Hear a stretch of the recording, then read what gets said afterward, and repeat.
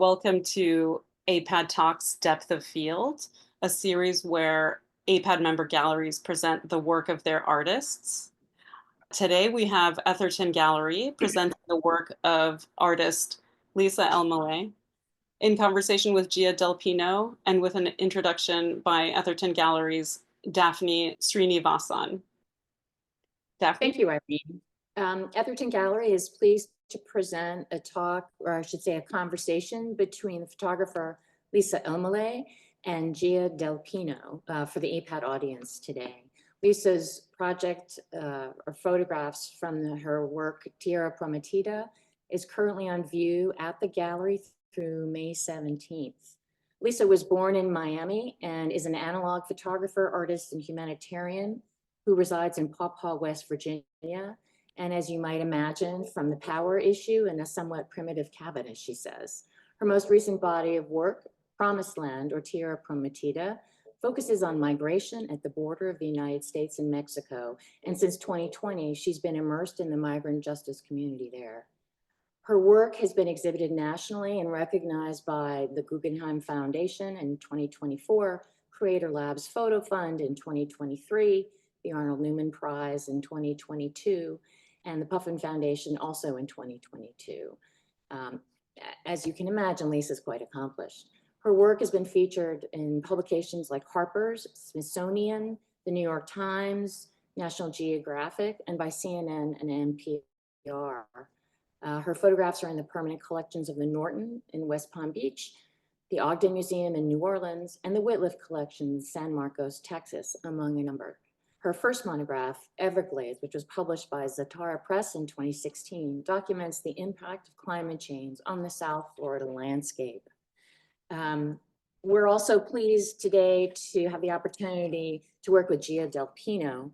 And Gia is an early cultural worker committed to critical-based art methods, decolonial practice, and the intersection of art and activism. She's currently pursuing a PhD in art and visual culture at the University of Arizona, my alma mater. And she also works as a marketing specialist at the Center for Creative Photography, with whom the gallery has collaborated many times. They hold an MFA in art and technology from the University of Florida, where they were mentored by Coco Fusco.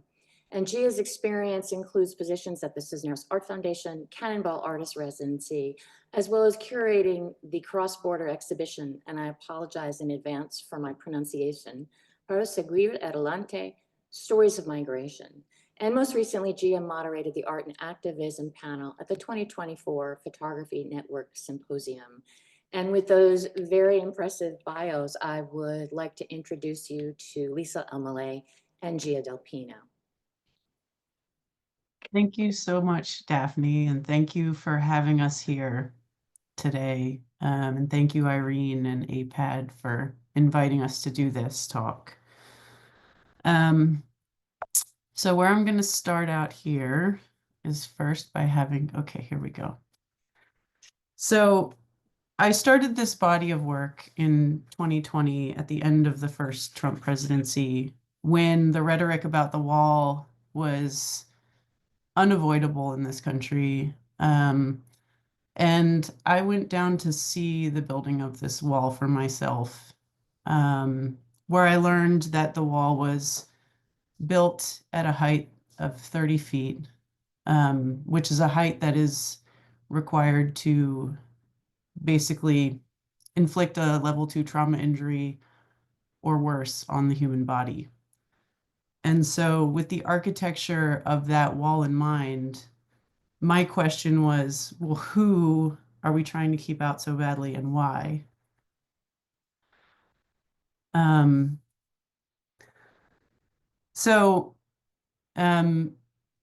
Basically, this wall was built. It's still being built. There's sections of it that are still going up and have been being built for the past 5 years during the entire time of creating this project. Gia, did you want to talk about prevention through deterrence here? Yeah. Hi, everyone.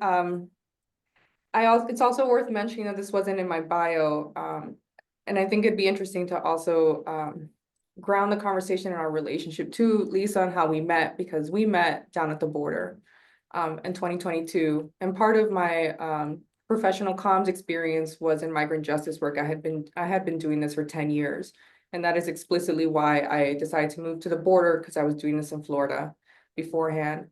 I was a director of communications at a migrant shelter down in Nogales, Sonora, Mexico. And that's where Lisa came to do an article, and we met there.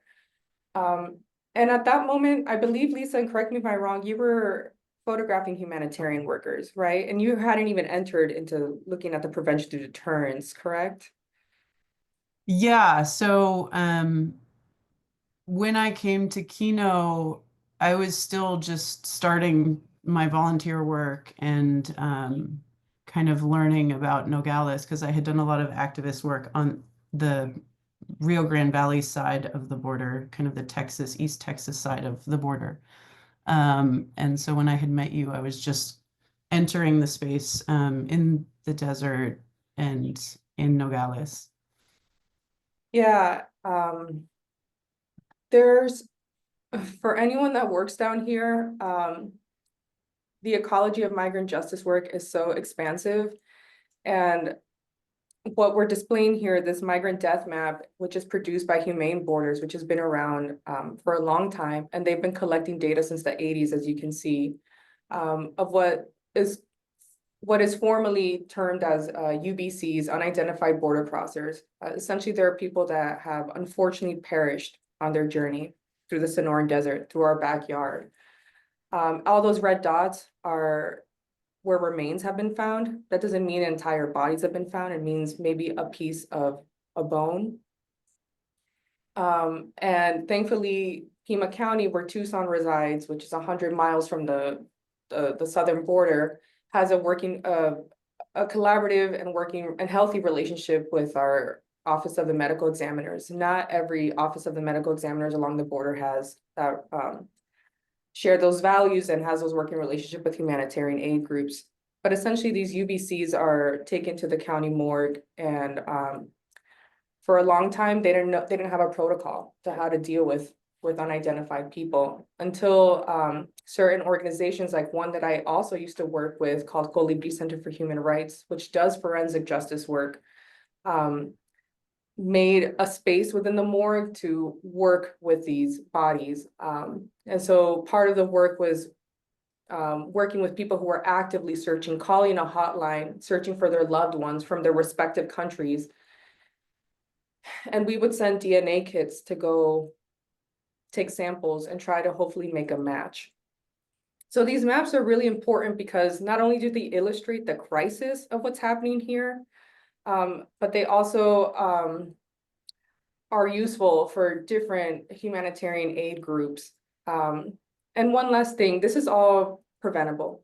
And we'll definitely touch upon this as the presentation continues, but this is all due to a policy that was instituted in 1994 through the Clinton administration. Many people think that this is a purely partisan issue, that the conservatives are the ones that are instituting these policies that are inhumane, but really it's both parties. And this is called the 1994 Border Strategic Plan and Beyond, also known as prevention to deterrence. And essentially the logic is that we are going to funnel people, we're going to weaponize the desert and funnel people to the most deadly and hostile terrain in the desert. So they don't have to enforce the desert with bodies or with military. The desert will do its bidding.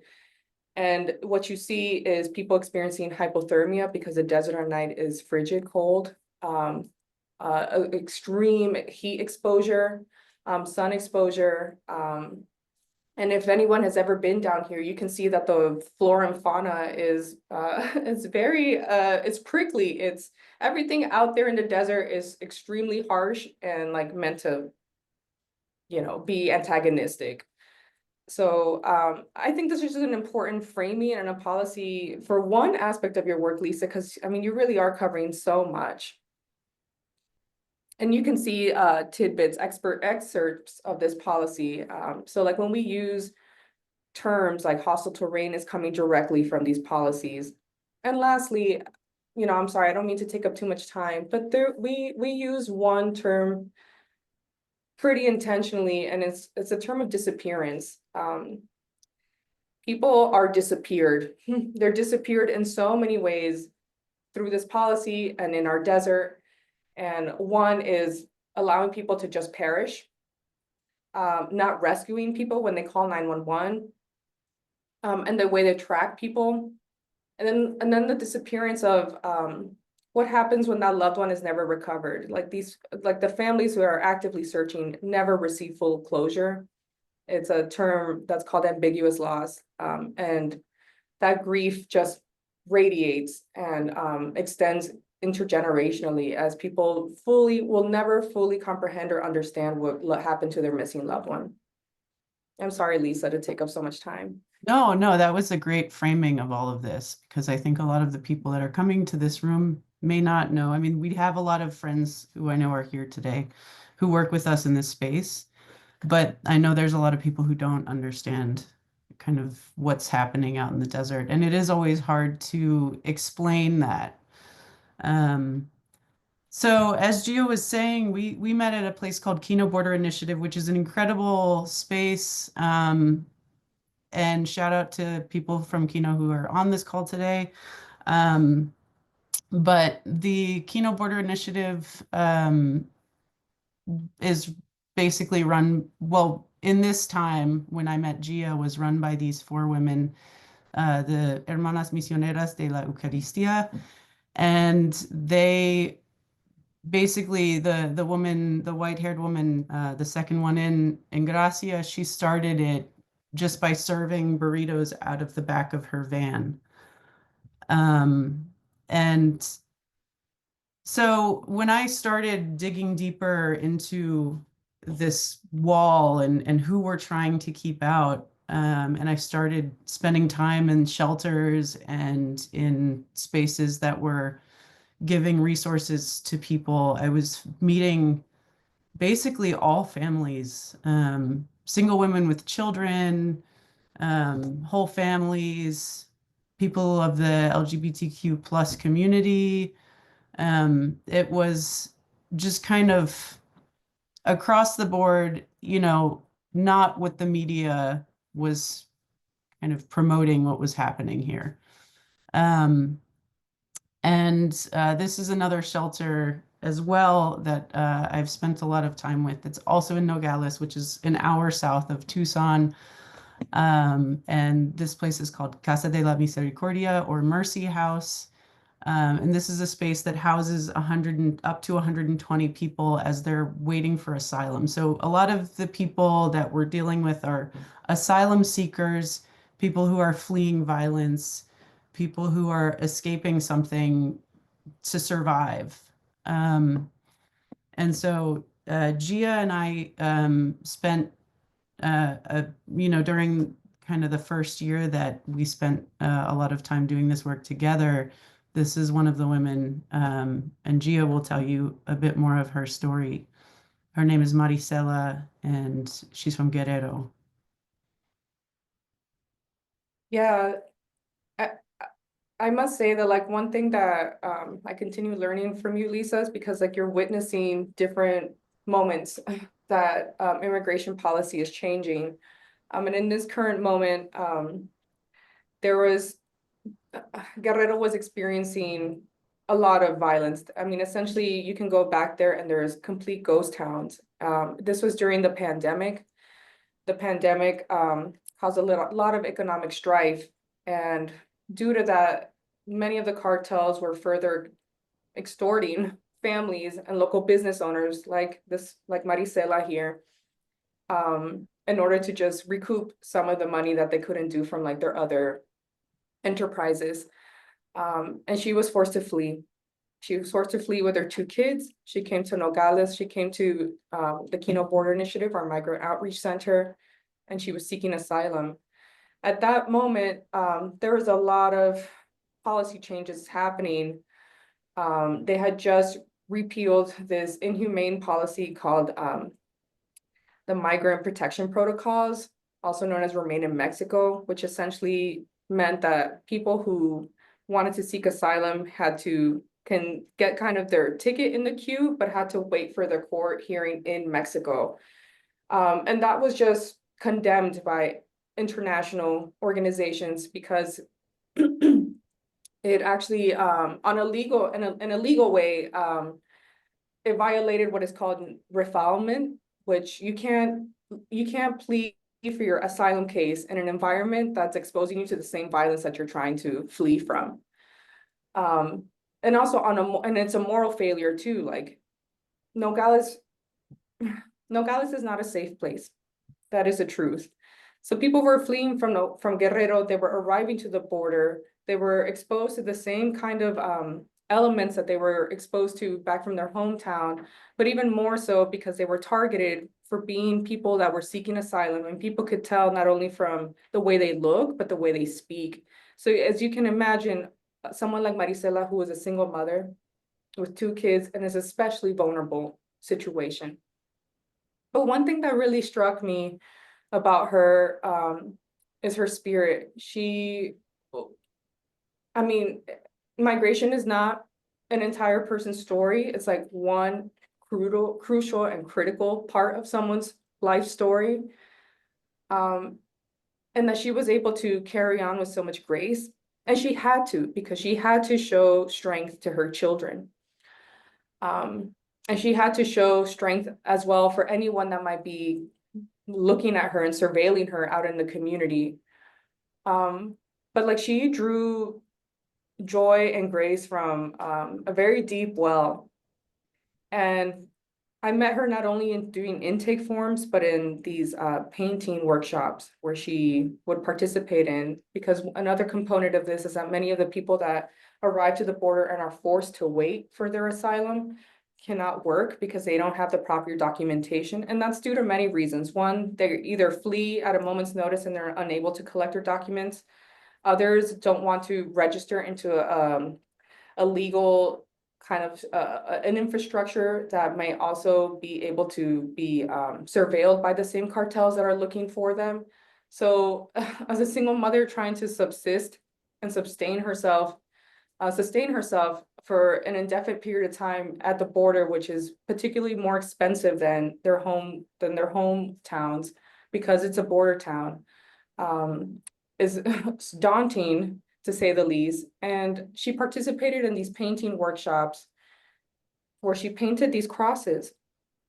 And I don't know, Lisa, I know you may have one, or I don't know. She painted these crosses in order to sell to tourists and dollars. And that obviously doesn't go a long way for an indefinite period of time, but not only did she find that therapeutic, but it did help her and her family. Those are the things that I remember from Marisela. Yeah. Yeah. I think we wanted to kind of give you guys an aperture into, some of the stories here, but just know that every single one of these people that we're showing you, me and Gia spent significant time with. And each one of these people have a very significant story that we could share, but we just don't have enough time for all of them. But the stories are intense and heartbreaking, and it's just, it's impossible for me to look at these photos and not remember the stories, and not want to just start talking about them. Yeah, for instance, Michael, he's from Venezuela, he came up through the Darien Gap, and he was very involved also in this arts program in Kino. And one day he was just telling us, the story of coming up through the Darien Gap. So if you're coming from Venezuela, you would come up through the Darien Gap, which is like 7 to 10 to 12 days walking through really thick, intense jungle.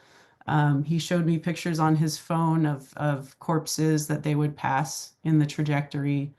And the kids, so he came with his family, his wife and his two kids, and the kids were, you know, incredibly resilient, you know, and the way that they kind of related to it.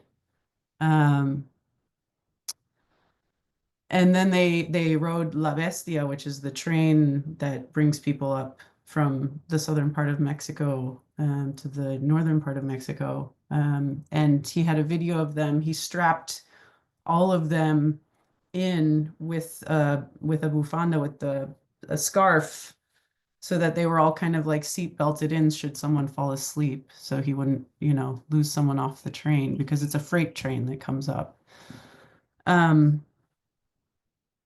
But again, there's so many kids, like at Casa de la Misericordia, for instance, at times, you know, I mean, if there's 120 people there, 80 of them will be kids, you know, because people are coming with all of their kids, seeking safety, seeking asylum.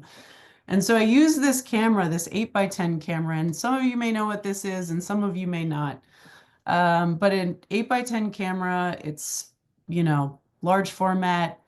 When I pull this thing out, you know, it kind of becomes a bit of a, I don't know if party is the word, but like it's like an event, right? We pull out the camera and like it kind of becomes a collaboration with me and whoever's around. You know, if I'm photographing someone, I invite them to come look in the back of the camera, because everything, if you haven't looked in the back of a view camera, is upside down and backwards.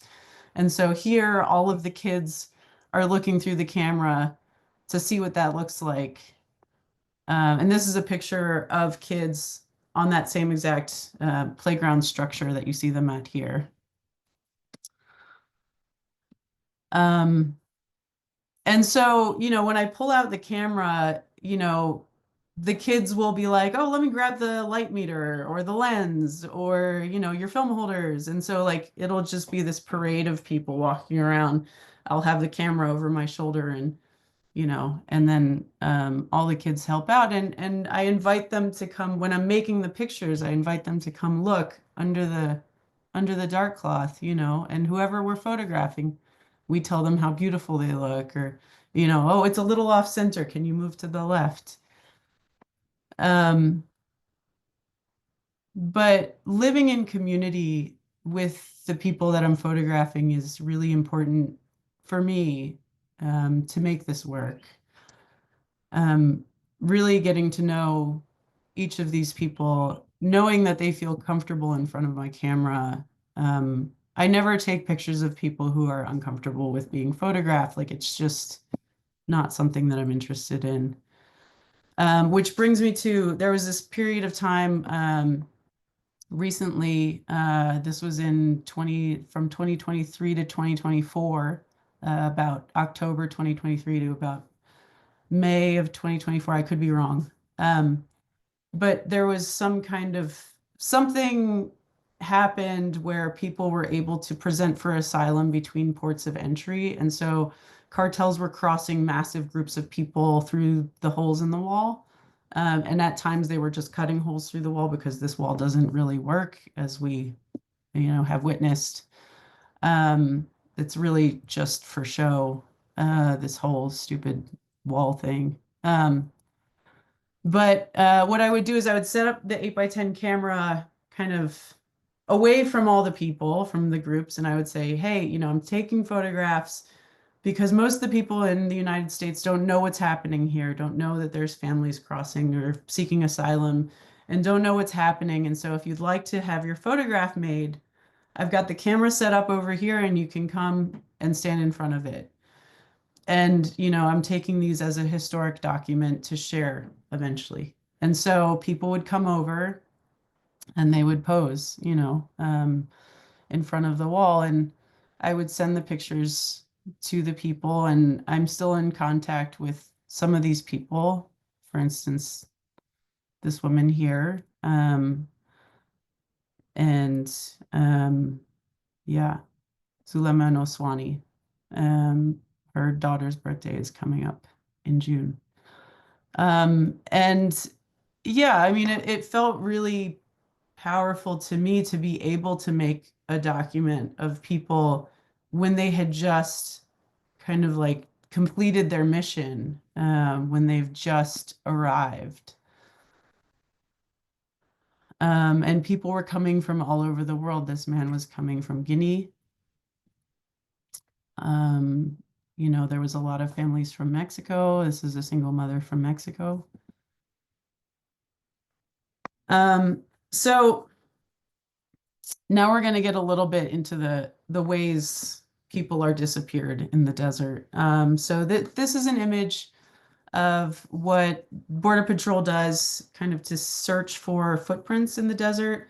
What they do is they will connect tires to the backs of their vehicles and then drag them. And what that does is it kind of like erases everything that's happened in the trajectory before so that it's easy to see footprints in the sand. And so what the cartels have figured out is that they can sell you these carpet shoes. And what it is on the left here, the carpet shoe fits over your normal sneaker and it's the carpet side down and it kind of makes your footprint invisible. And on the right-hand side here is one of the, if you're familiar with the border, if you're familiar with doing any kind of search and rescue in the desert, you've obviously seen these. This is the black gallon water bottle that they also sell. And the theory behind this is that it's not reflective, so they won't see your bottle when you take it out. The problem with these bottles is if you're walking through the desert and it's summer, this is a black bottle and your water is in it. And so it can make the water incredibly hot, and make it really impossible to drink. In this image, a man is showing me, so this is at Casa de la Esperanza, which is was in Sasabe. Right now there's a war going on in Sasabe between 3 cartels. But it was a house of refuge in Sasabe where Border Patrol was deporting people, not even deporting people, but just kind of like throwing people into Sasabe. And so what he's showing me is that this is a guy who had already crossed 3 times, and he was about to attempt to cross again. And he was showing me these are his good luck charms in his hands, that he's carrying with him. The woman who runs Casa de la Esperanza, who still has a nonprofit called Salva Visión. Her name is Dora Rodriguez, and her story is incredibly powerful. Her book is coming out in July. But in 1980, she crossed with a group of 26 people, including 3 underage unaccompanied minors. This was during the El Salvadorian Civil War, and they crossed basically for asylum, for safety. And also in this group was a pregnant woman. And so 13 of those lives were lost on this site where they were honored. These crosses are made by a man named Alvaro Enciso, who basically takes all of those red dots that you see on the map and he puts crosses on every single one of those as much as he can. So one of the groups that I work with is, and Gia has done extensive work with Colibri, is Águilas del Desierto. They're a search and rescue group. There's many search and rescue groups. So what happens is if someone is lost in the desert, Border Patrol won't necessarily go look for that person. And so there's these search and rescue groups that are full of volunteers, that will spend, they work all week and then they spend their weekends searching for people's missing loved ones. And this is one of those groups, Águilas del Desierto, Eagles of the Desert. And so if you were to call Águilas del Desierto, I'm going to show a small video. Oh, so when we go out searching for missing persons, we will often find bones. And the human body decomposes in 6 weeks in the desert. And so what we do is, like Gia was saying in the beginning, we mark the GPS coordinates of those bones and then mark the kind of plant life around it with highly visible tape so that when the medical commissioner comes, they can do the forensic studies, the testing that they need to do to figure out what happened, if there's any way to even find out. This is a short video where you'll see and get to hear a few of the people calling in, telling them that they lost their loved ones. This is just a short video, and then we'll continue from here. Pido que me ayuden a localizar a mi hermano. Lo último que supimos es que se puso mal y ya no pudo continuar su camino.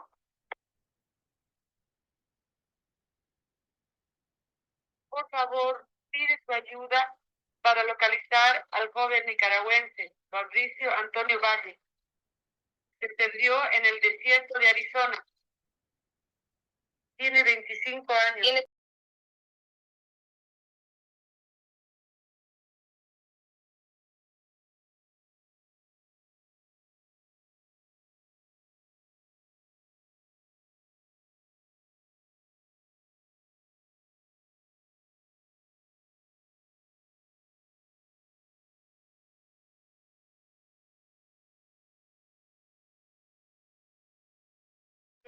El Salvador, le pido que me ayude en Guatemala. Por un de Honduras, rumbo a los Estados Unidos. Nunca llegó. Necesitamos esa. Por favor, ya tiene un mes que no se sabe nada de él. ¿Listos? Todos poniendo atención, por favor. Antes de entrar, queremos dar unas recomendaciones que yo pienso que vamos a respetar todos en esta búsqueda. Lo primero que todo del grupo es la seguridad de cada uno de nosotros. Nos vamos a formar en línea, una línea cada 50 pies. Por nada del mundo tenemos que dejar de ver a los compañeros que están al lado de nosotros. Si encontramos restos humanos, por favor, una de las reglas muy importantes, no tocar nada, ni mover ningún hueso, nada.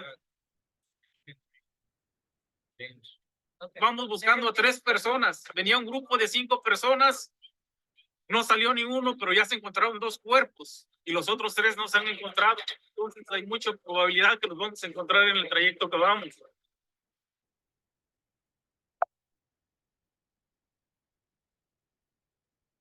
So in this way, you know, the desert erases people. And this photograph is of a mural that has been sun bleached by the desert. It erases their identities. Sometimes we find human remains that have no way to identify them. Which brings me to this contact sheet. This is a contact sheet from this year that I did with Battalion Search and Rescue. This was a search that I did with Battalion Search and Rescue. And we were walking along, and then we saw this teddy bear. And, you know, I mean, we don't know the story of the teddy bear. It may not have been a child's teddy bear, or maybe a dad was taking it to his child in the United States and dropped it. Maybe it was a child was carrying it. You know, we'll never know the story. But then not even very far after that, we found this skull of presumably a man, judging by the clothes. So, you know, again, here's the teddy bear that is, you know, also kind of decomposing in the desert air. And the skull and his, presumably his, you know, they were very close, the skull and these bones, but his spinal column hip bones and his leg bones wrapped in some clothes.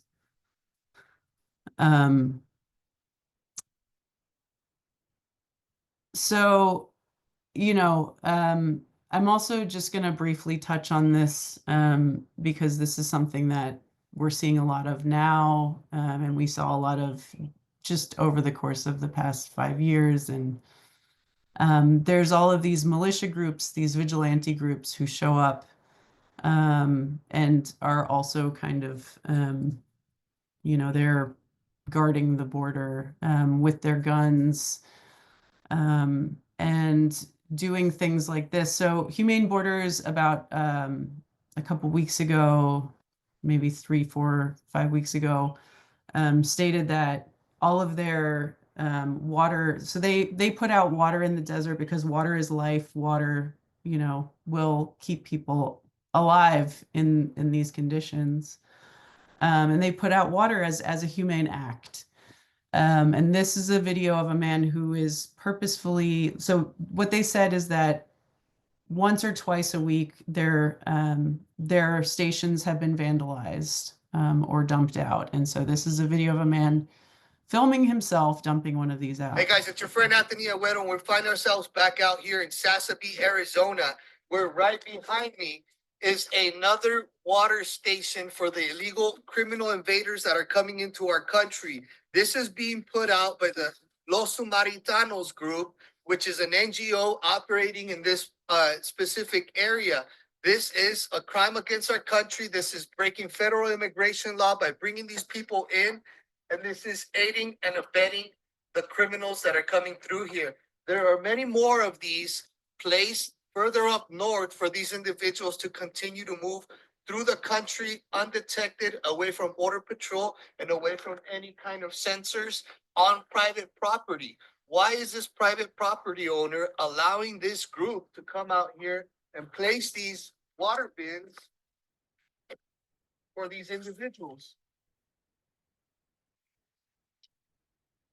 As you can see, there's water flowing through there, only to have these people come through and continue on their way undetected. Your friend Anthony Agüero, I'll be back here shortly, guys. And there are a lot of these people kind of out there in the desert, in some cases actually actively shooting people. These people that I photographed, these vigilantes, militia groups, happened to be when people were crossing between ports of entry, they would show up. This was a woman who would collect people's information so that she could keep track of where they were going. She had a Spanish translator with her who would take their information. And, you know, it's really hard to talk about this space without talking about these people as well, because they're always present, you know, whether it's we're putting out crosses with Alvaro or we're putting out water, you know, they're kind of around. So we're going to end the slideshow today on one of the families that we know pretty well and that I've kept in touch with and that I love very much. So this family, the mother is named Sara, the father is named Roman, and they got their CBP1 appointment back in 2023, beginning of 2023. And God, the kids were so young then. And this is them. So the kids, you know, they would go into the art room and they would paint these beautiful images. They were really, really into the art. So every time I go to visit them, I bring them little, you know, paintbrushes and paints and canvases and stuff, because they're still very active artists, the whole family. For a period of time, they were living with this other family because Kino, the difference between Kino Border Initiative and Casa de la Misericordia is Kino would kind of like give you a period of time where you could stay there, and then you would have to find a place of residence while you're waiting for your CBP1 appointment. Casa de la Misericordia, on the other hand, you get to stay the whole time. But they were able to find this apartment to rent that was up on the top of a mountain in Nogales. And so I would go and visit them pretty much daily while they were up there, make sure that they had anything and give them a ride if they needed it. And then they crossed and they moved into a fifth wheel in Savannah, and they were living in there for a while to, save up money and so they could rent space in a house. And as you can see here, Sada is pregnant. And during the next visit, I remember I went to McDonald's and they gave us all this free food. It was kind of amazing. Anyway, so, here we are with McDonald's French fries as mustaches. And this is right after she had the baby. So you can see the baby Gretel is very, very, very little. And I just got back from visiting them here in April. Oh yeah, the date is on the bottom right, duh. But this is Sada and the baby Gretel. This is all of them. And I know Gia wanted to say something too about them. I'm so moved. I haven't seen these new photos, Lisa. They look so beautiful. Yeah, I think aside from, I mean, Sara and her family are very faithful. They draw a lot of strength from their faith, and that's something that moved me. And I know recently, and correct me if I'm wrong, Lisa, because no, I'm recalling a conversation that you had with them. And this is mostly due to like current policy change. I mean, as of early this May, well, they already announced a few months ago that they were going to essentially eliminate any asylum hearings from people that applied through the CBP application that was instituted during the Biden administration. The Trump administration said, we're not going to hear these cases. And actually, May 5th, the Department of Homeland Security announced that they are going to issue stipends to anyone who self-deports. And that's such a difficult thing to consider as a family. Either you self-deport, especially if you're coming from these places. I mean, if you're seeking asylum, you're seeking protection. You're going to self-deport yourself to a country, to your hometown where you're not safe, or you're going to run the risk to be picked up by ICE and detained and face imprisonment. And one thing that, and this is just like a really difficult thing for any family to hold and to carry and to consider. Remind me what Sara said. So, I mean, so there was this email that went out that basically was like, you have 8 days to get out of the country. And yeah, but at this point, they've been here since 2023. Hansel, the older kid, the older son, he's basically fluent in English already. And, they have best friends, they play with the kids outside, they live in a neighborhood. And like, how do you uproot your family again? But yeah, what had happened recently was Roman was telling me that his aunt was killed by the cartels. And he said to me, Lisa, like, they want proof when you go in to do your asylum hearing. They want proof that you were scared, that you were running from something. But, if my aunt came here, like, what do I bring her dead body? Like, how do you prove something like that? But when they first got to Savannah, when they first got here, I said, what's the best part of being here? And Sada said, the best part of being here is that the kids can play outside and we don't have to worry about them. Like we can live in peace because our kids are safe. And so with that, we're going to open it up to questions. This is a picture of the old Tijuana border wall that goes into the ocean. Migration, remember, migration is just one small part of a person's story. and yeah, and if you would like to donate or volunteer to any of these organizations that we've worked with, here is a list, and I can also email that if anyone wants that. But yeah. Thanks very much, Lisa and Gia. We have a couple questions, so from the chat. The first one is, can you tell us about what it's like to approach the families that you hope to photograph and what the process is like? And how do these conversations differ from your interactions with the vigilantes? So it's kind of a three-part question, I guess. Okay, so part one is, how do you approach people? How do you approach the families you hope to photograph? What's that process like? And then how is it different from your interactions with the vigilantes? So let's talk about the families first. So usually, like, if I'm in a place where I've been photographing already, you know, the families have seen the camera. And so I'll just say, you know, hey, can I take your picture with the big old camera? And they'll be like, sure, you know. I talked a little bit about what that was like when people were crossing between ports of entry. It's just different.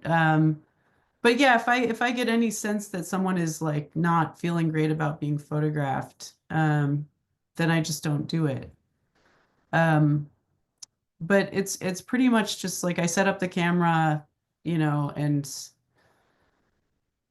because it's not a digital camera, it's kind of this like historic thing. It's kind of this, it's out of place in a lot of ways. It's a little bit easier, even for people who don't like to be photographed, to sit in front of it, I find. What kinds of questions do they ask you when so once someone has agreed to be photographed, what kinds of questions or what kind of conversations? Because I know, I mean, you're working with an 8x10 camera. That is a slow process. It just slows things down. And I've heard you say that you have conversations with people, and you know, how does that affect the way they are represented?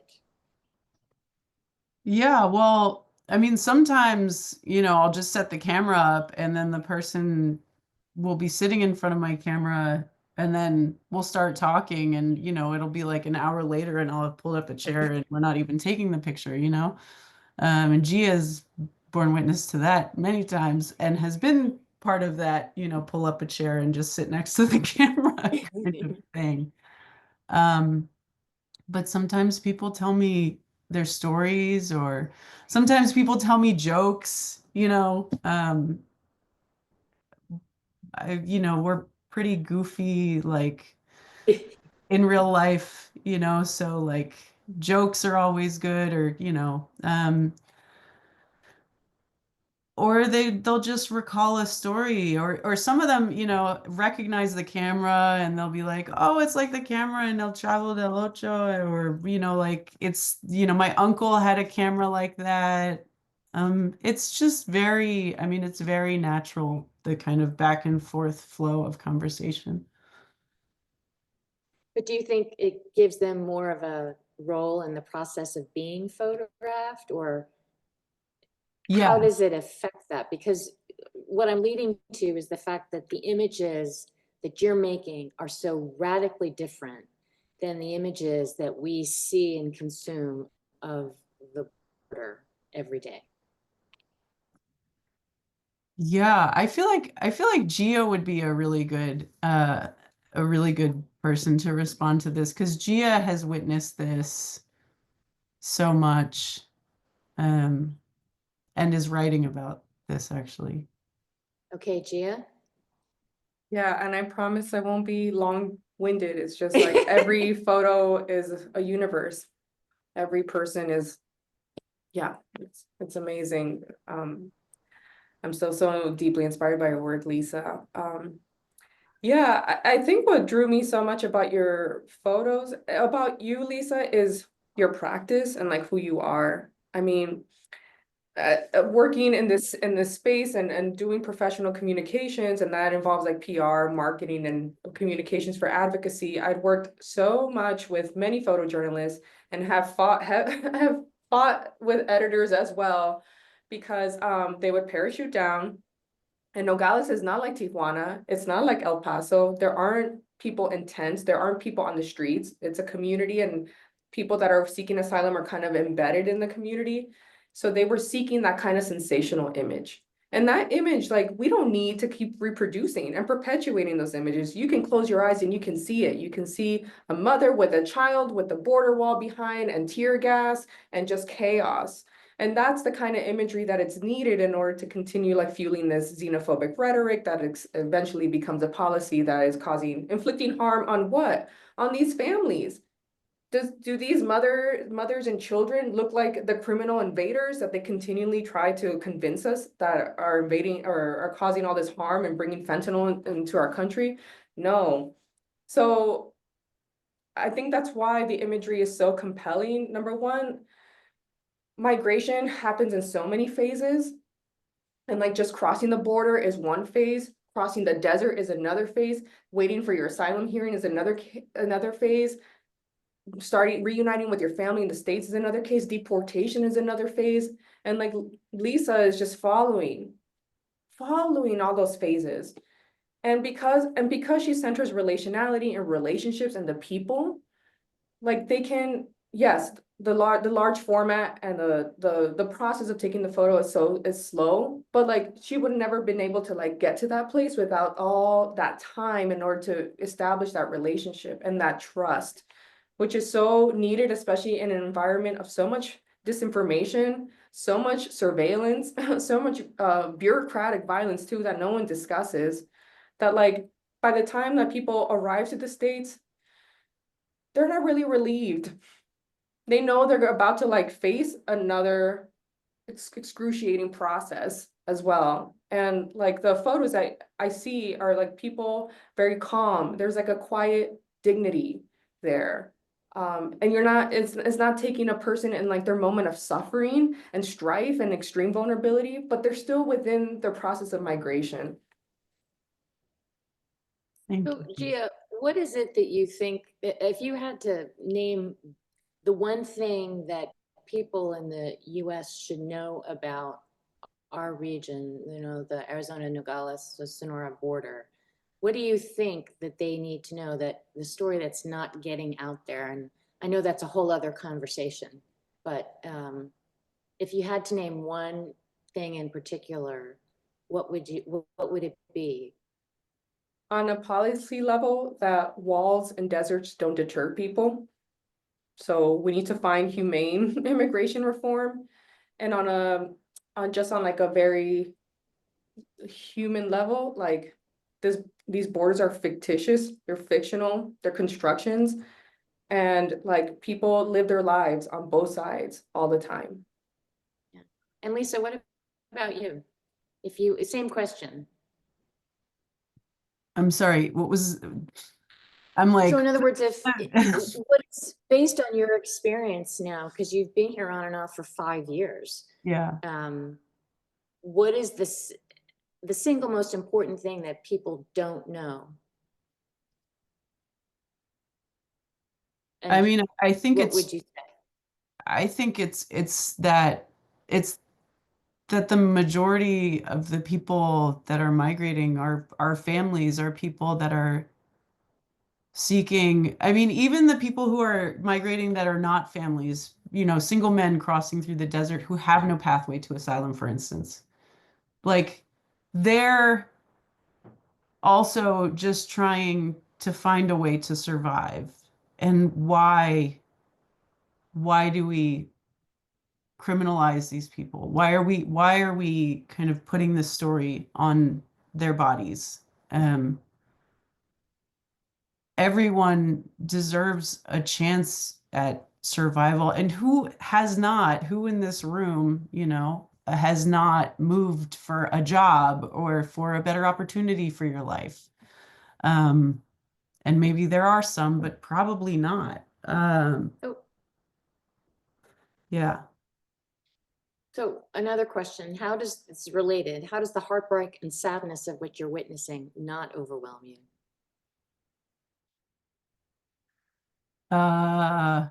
Well, that's a great question. I've never been able to answer this well.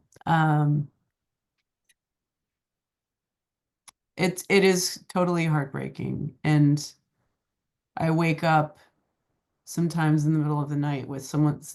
This just happened the other day when me and Gia were meeting to go over this. I woke up in the morning and I had this memory of someone in my head, and I can't remember what the memory was now, but it's it comes sometimes in the middle of the night, sometimes in your dreams. And yeah, it's all part of it, but I wouldn't give it up either. How often do you go photograph on the border, and how have you been able to keep in touch with a number of the families? Basically, anytime I get funding. Yeah. So like when I got the Guggenheim, I was able to go for a period of time. When I got the Arnold Newman Prize, I was able to go for a period of time. Now that the NEA is whatever is happening to the NEA. Oh, have we lost you? Oh, am I still here? Yep, you are. But yeah, so I generally try to go at least once a year. Last year I was able to go for a period in the summer as well. But yeah, I generally try to go for one really big chunk of the like in the year. So And then we sort of missed this part of the original question, but how do the conversations that you have with the families differ from the conversations you're having with the vigilante groups or as the individuals? the vigilante groups, there's a variety of conversations that happen there, because sometimes they would perceive me as someone who was a humanitarian aid activist, in which case then I couldn't kind of approach them. And sometimes when they would roll up, I would just be with the camera, and then I could just be like, oh, I'm just a photographer. I'm just here photographing. Obviously I'm from the New York Times with this giant camera. Um, and so, the camera kind of disarms them, because they're like, what in the hell is this? And I would just be like, hey, I'm photographing, and I'm photographing both sides. Would you mind if I took a picture of you? And they were usually really, really excited to have their photographs made. So it was always a little bit different, because it was a little bit less like tender, but um, you know, it was still a moment. And I would also listen to their stories and hear what they had to say. And like, you know, I mean, they had a lot to say. Yeah. How do you straddle that line between humanitarian and photographer, or empathetic documentarian and dispassionate reporter, or do you try? I think that for me, um, the humanitarian aid comes first, is the most important part of it. The photography comes second. There are times when I can't even take out the camera. There are moments when the camera is just not appropriate. I think of a story. This is a story that some of you may have heard before, but me and one of the other volunteers, Connor, were driving through the desert, actually from Casa de la Esperanza, and we encountered a man who had been walking through the desert for 2 days without food and water. And this was not a moment where like I should be taking out the camera. Like, this is an emergency. Like, this man needs water, this man needs food.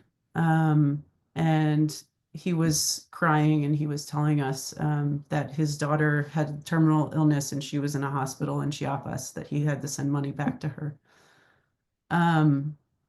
And, you know, he just had to keep walking through the desert. He had a job lined up in Phoenix and he was going towards that so he could send money back. But it's not the humanitarian aid work. All of that volunteer work informs how I make the pictures. And the pictures cannot exist without the humanitarian aid work. Thank you very much.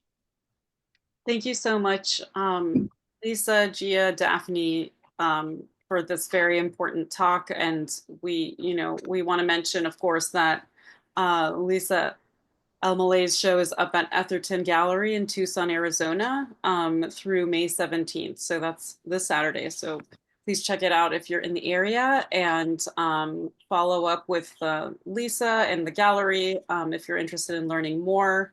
A huge thank you to our guests. Thank you so much for being here today and presenting on this very important work. We really appreciate it.